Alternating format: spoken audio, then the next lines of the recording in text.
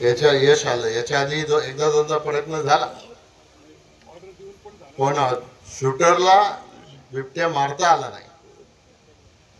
आपल्या इथं एक बिबट्या मारला गेला आणि त्याच्यामधून मग शिंदे साहेब आले, नंतर मग गणेश नाईक साहेब आले, त्यांनी सगळ्या ठिकाणी भेटी दिल्या आणि मुख्यमंत्र्यांच्याकडे मग जी बैठक झाली त्या बैठकीला मलाही बोलवलं होतं।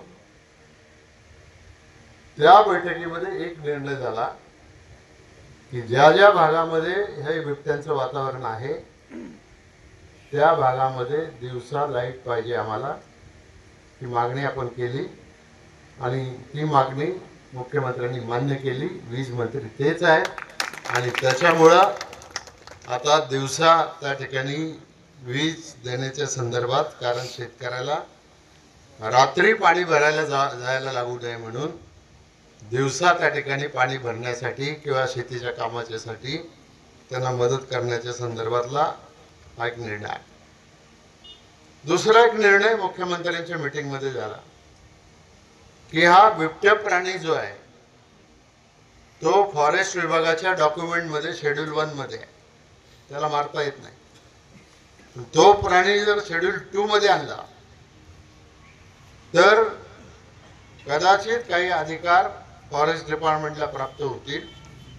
मुख्यमंत्र्यांनी सांगितलं आजच माझं पत्र संबंधित मंत्र्यांना जाऊ द्या, जसा वेळ मिळेल तसा मी दिल्लीमध्ये जाऊन याच्यावर आपण प्रयत्न करू, कारण हा काही एका तालुक्याचा प्रश्न नाही, कारण शेवटी निर्णय घेताना तो एका राज्यासाठी नाही घेता येणार, तो अख्ख्या देशासाठी घ्यावा लागेल आणि ते काम त्या ठिकाणी करायचं। आता ज्या वेळेला पिंजरे कमी होते त्यावेळेला मला नक्की माहिती नाही की फॉरेस्ट डिपार्टमेंटचे लोक इकडचा बिबट्या पकडून तिकडे नेऊन सोडत होते का, पण निदान लोकांचा तसा समज होता आणि म्हणून त्याच्यामध्ये निर्णय असा झाला की हे सगळे बिबटे गुजरातमध्ये वंतारा नावाचं एक जंगल तयार केलेलं आहे अनिल अंबानीच्या मुलांनी, नाही अनिल अंबानीच्या मुलांनी, अनंत अंबानी, मुकेश अंबानीच्या मुलांनी, अनंत अंबानी, आणि तिथं नेऊन सोडायचे हे बिबटे। पण बिबट्या आज पकडला लगेच उद्या वंताराला नेला असं होत नाही,